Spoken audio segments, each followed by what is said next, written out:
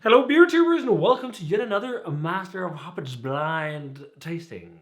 Today, joined by Brits. Myces, we're being challenged by just Michael. And Musen. The lover of smoothie sour beers, Yeah. themed around Pokemon. The lover of banana. The lover of banana. And Bacardi Breezers. So we were ready to do the blind tasting because the camera ran out of battery, but we got to change. But yeah, Black, and Rich. It looks like Blick. Yeah, it looks like black. It looks like ink. Ink. Let's check out the aroma. Yeah. Oh, it smells like brownie batter, fudge, and coconut. Yeah. It smells really coconutty. It's loaded to the brim with sweet coconuts. Yeah. I'm just looking for Drømmekage. specs. Yeah, it's really like it's like flamed coconut. Yeah. Sugar. It smells pastry, delicious. Yeah. Let's see. I think maybe there could even be some barrel underneath, but it's like- hard to pick up because of the intensity of coconut. It could be bourbon barrel. Almost creme brulee-esque. Yeah. There's also a little bit of a buttery toffee thing, like butterscotch or something. Yeah. But I sometimes get that with toasted coconut. Yeah. Maybe some vanilla too. It could easily contain vanilla, but it's super duper coconutty. Yeah. And So- caramelized or creme brulee-esque. Also a little bit of a banana, caramelized banana. Banana. Let's try this. Yeah. Cheers. Cheerios.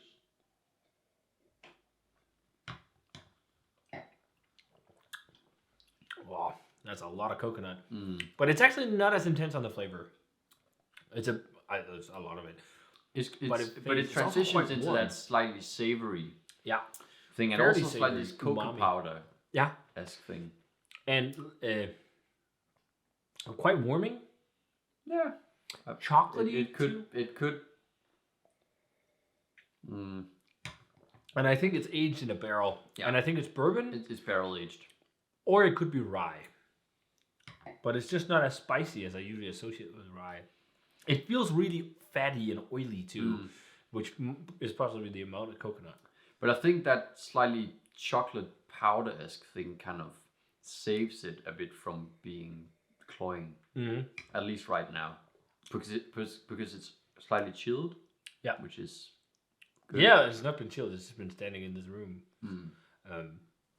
Yeah, umami rich and really fudgy. But it's very coconut forward, and I think I would love it a little bit more like barrel shine. Also, just a few other nuances or complexities than Yeah. But I love that chocolate it's fudge coconut. But I love that it's umami and rich and decadent. The umami touch is really nice, and then again that slight cocoa powder thing. Yeah. I don't really like cocoa powder actually, but in this case it kind of helps.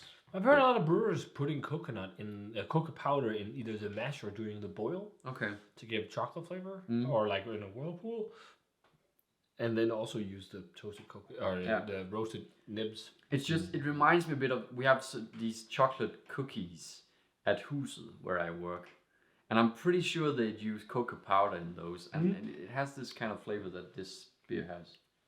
It's because it's almost milky-ish or something. It's a bit like cocoa powder is never really as deep as It's nibs, but that could also be because there's that milkiness from coconut. Yeah. It's really fucking great.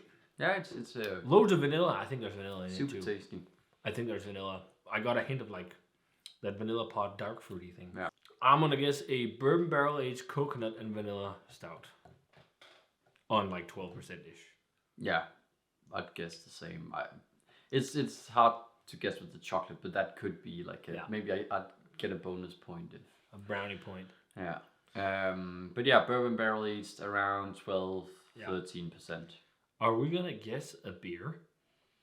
I think there are so many beers out there a bit like this. Yeah. Especially from the States or some fairly well-known brewers. Could be an omnipure stout, could be a veil stout. I'm thinking it could be one of those omnipures like the Carême and Andromeda, like the first ones they released that were very much close to the US level. It could be also be one of the newer ones that I haven't tasted. Yeah. And in terms of a grade, you want to go first or should I? High 93. Maybe small 94. I was thinking like early 90s. Like I really dig it, but I'm not like, whoa, yes. Yeah, I think I'm closer to a 93, but it's not that I actually feel like it's almost an objective grade rather than a subjective grade, because I feel like I've had a lot of these beers. Yeah. So it's not that I'm really excited about it, but I think from an objective standpoint, this kind of style, I feel like it's maybe in that range, 93, yeah, I think 94. so.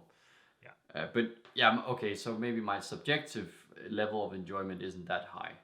But I'd still also give it that because I think it deserves I agree. grade. I agree. It's definitely early 90s, 92, 3, 4-ish, something like that. It's really fucking nice. So we're gonna close our eyes. Ja. Der er en, der hedder 3 times coconut. Ja. It's the Levi 3 times coconut. Er det det? Ej, det er bare gæt. Men det ved jeg, that's a European beer that's been released lately, and now we're speaking English and Danish and all kinds of things. But just, Michael, get on your knees. And, I'm on my knees now. Down on your knees. And now talk to the people. Open your mouth. Yeah, well, this is a beer, and you came pretty close, but I think you can open your eyes. Show it. Ooh. What? Oh, yes. From Whoa, Poland. Okay, from Poland. From Pinta. Interesting. Yeah, the thing is... Imperial Stout with coconut vanilla. 40%. In Willet bourbon barrels. For 30 months. Got it. 30 months. That's a pretty long time. Insane that there's not more And barrels. 14%. Yeah.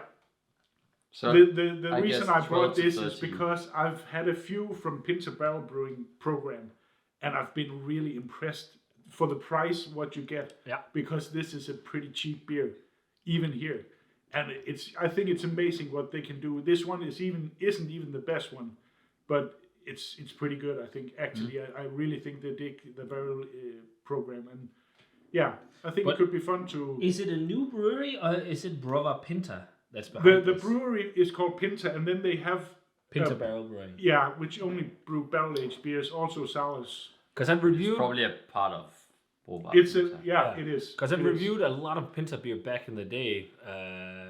I got some sent from Poland, and the reason why I know the brewery is because of Simon, aka Really Craft Beer, because he did the collab with them called some Welsh Dragon or something. Yeah, they have made quite a few collabs also with some big guys actually. Yeah.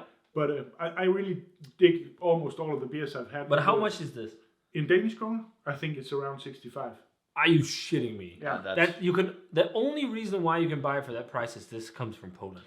I actually said to Tim That's the other crazy. night, if this was in another bottle from a high brewery, this would be another price. Because I really think you get a lot for the It could for the be price. 100 crowns. Yeah.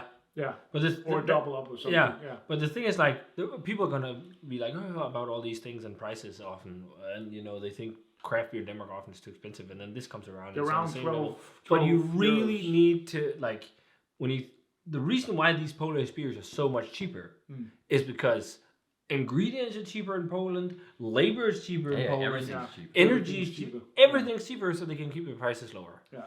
So therefore, yeah, of course, support the Polish brewers, but support the Danes too, because they are also having a time of crisis. Because I know a lot of people have a point with like, why get all these Danish beers when you get beer from Poland? I've seen that a lot of people talk about buying from these Polish web shops online or that only sell Eastern European beer, and that's you should for sure. And if you're on a budget, that's awesome. But I really think it's important to support like some Danish stuff too. Of course. Although, and I'm saying that and supporting loads of American breweries that I fucking pull home.